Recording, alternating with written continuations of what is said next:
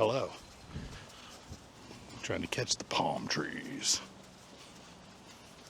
Look at the beautiful sky, yeah? Just walking around my neighborhood here, and I'm gonna walk outside of the neighborhood a little bit. But I think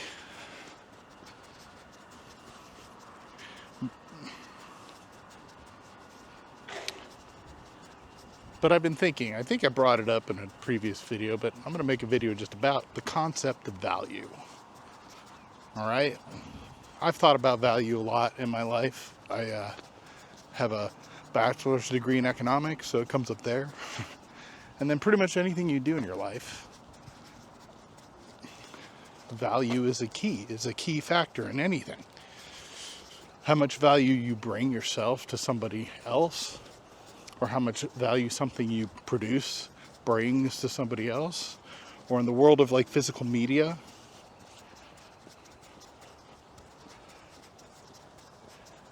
how much pieces of cardboard are worth to you or somebody else. It's zero to a lot of people, right? So I think the most important thing that I've learned about value, the single most important concept that came out of the Austrian School of Economics. I think it was Karl Menger. I think that's where it came from originally. But it was a big break, this concept. And the concept, I'll just tell you, is value is subjective. We kind of take that for granted nowadays. But not everybody does. Not everyone thinks like that, including even people who understand that value is subjective don't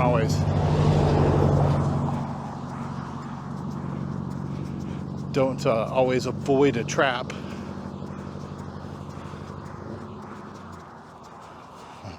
I got someone interesting walking up on me as we're talking about this.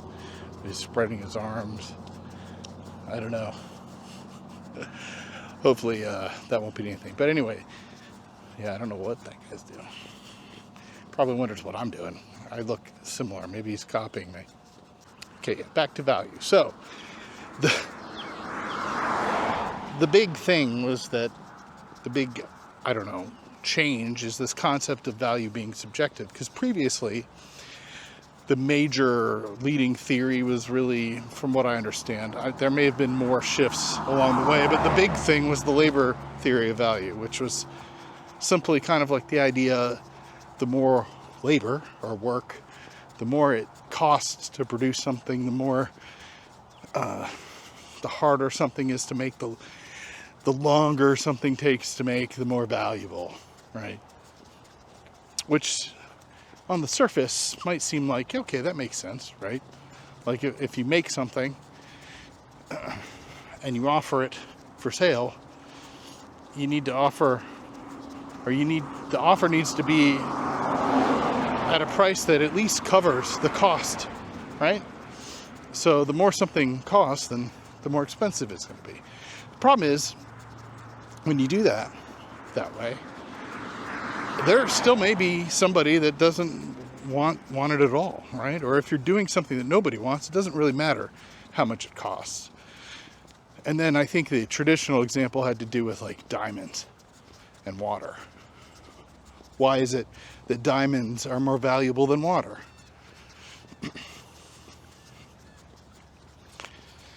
And the short answer, I mean, part of it is just the supply of water is far less scarce than diamonds are.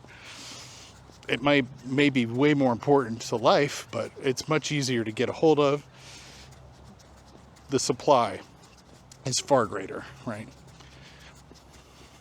And because of that, people tend to value it less because there's more of it. The next step of that becomes in like, okay, prices change all the time. They go up, they go down. Unless there's some law making that not the case, That's what happens. And that's adjusting to basically demand or people's perception of value for any given thing. As that changes, or as the different people come to an item with their own subjective value, they're willing to pay this for it. If it's higher than that, they don't do it. If it's lower than that, they do. And if you're not selling enough of it at its current price, you got to lower it.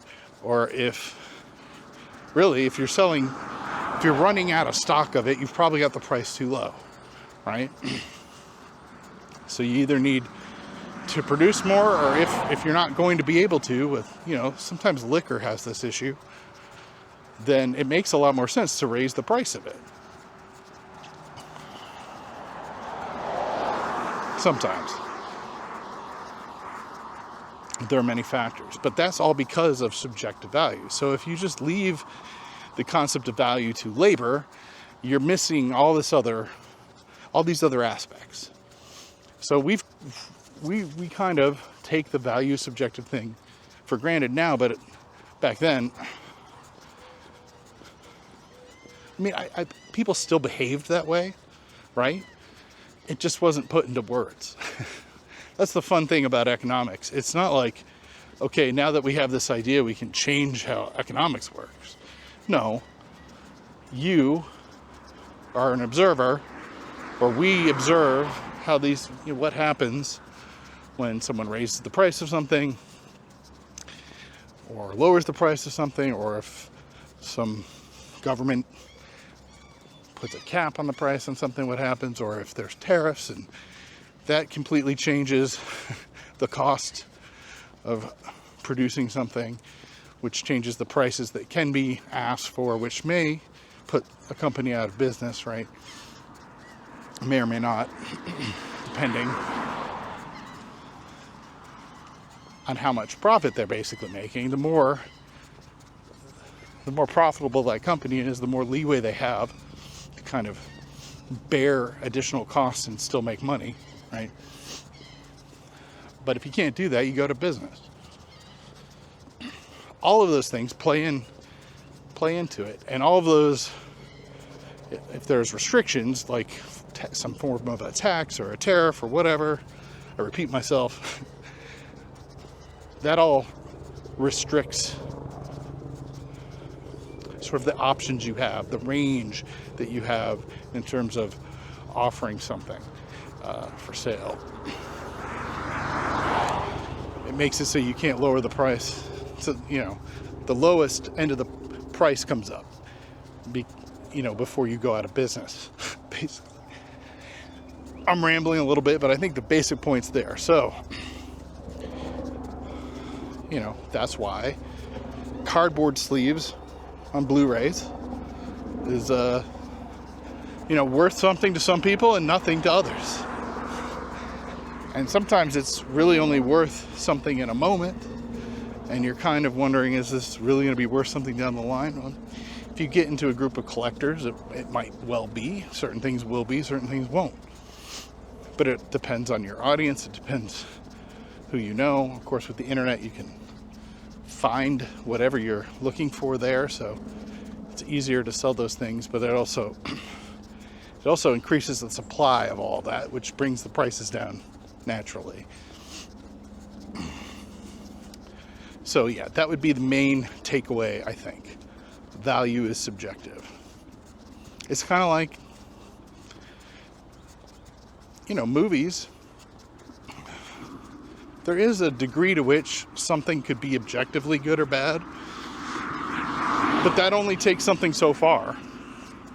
And something that you think is objectively good or bad, or maybe it is for some technical reason, like it's technically poorly made, but maybe it's still effective. Or maybe there's a subset of a group of people that's like, hey, I love how this came, this is a chaos on the screen and it barely came together, and there's something about that you get something out of, and you could still value a mess. Somebody could, very highly. it could still be achieving its goal. It could all be intentional. So that also applies, the concept of value applies to everything that might have value. So in terms of making content for the internet, or making YouTube videos or social media posts, what kind of money you can make off that's directly related to how much value you're bringing to other people on those platforms. If you are making posts or videos and it's not getting you anywhere, especially if you've done it consistently over a long period of time, because it can take a while to find people that might find value in what you're making. But if you're not getting any growth at all, like, you're probably not providing any value to anybody. You might be providing some value to yourself in doing the videos, which is good, right?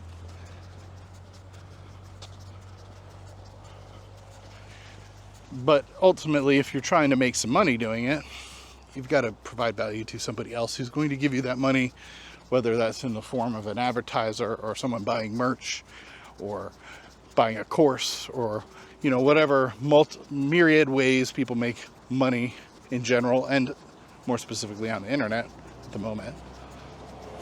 And ideally, you do multiples of those. So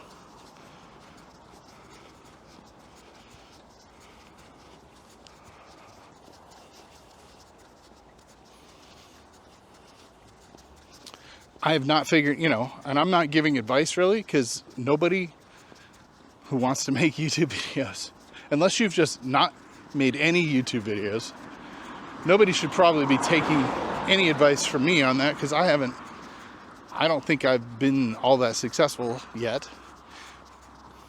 But these are the things I think about when I'm trying to make anything or do anything or any job. I mean, it's the same thing. Like, your salary or what someone's willing to pay you to do anything, whether it's a job or whether that's making something and selling it, or making content for the internet,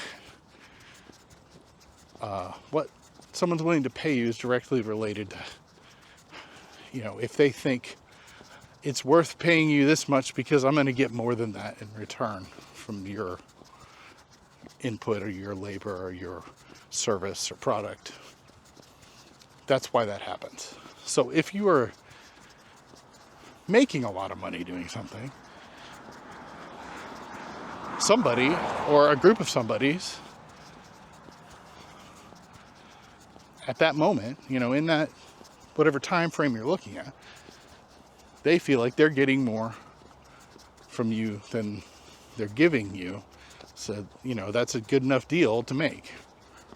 Whether they even realize it or not, that's what they maybe perceive that there's a possibility that listening to you could help them, in a way that would return more than this $5 super chat or whatever.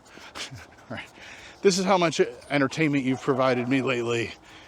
Here's some, compensation. Or here's my time watching your video all the way to the end, because I'm right now, I just wanted to hang out with somebody, and I feel like I'm hanging out with somebody, and that's valuable to me. Sometimes that's why. On YouTube, I think. Or podcasts in general. I think a lot of people are lonely,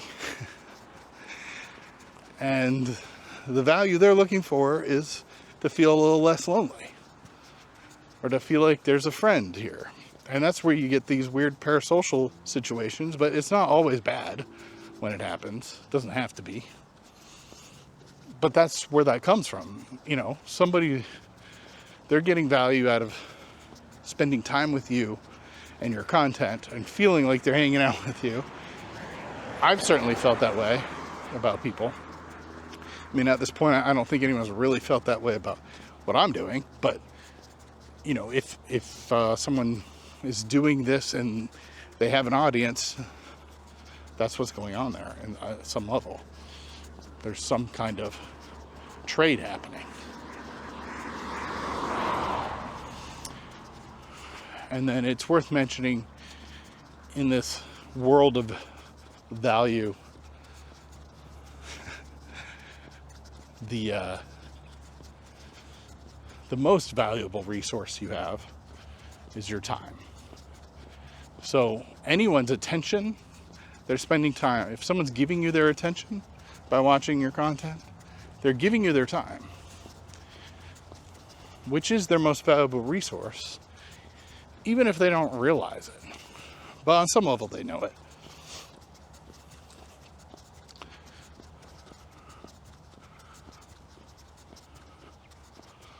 So that's how you know you're providing value. It's not if someone's clicking, especially on YouTube, it's not if someone's clicking through the video. That's more like, oh, this promises me something. I'm going to click on it and see if what starts playing is going to give me that. If that's the case, they stick around and watch the video. If not, they're gone in less than a minute, usually, right? So,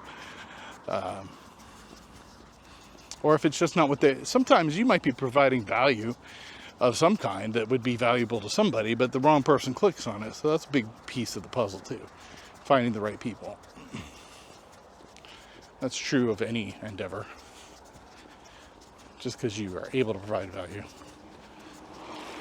you got to find somebody willing to compensate you for that.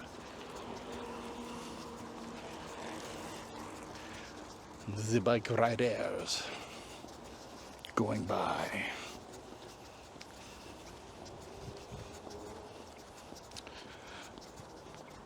But value is an interesting thing to think about.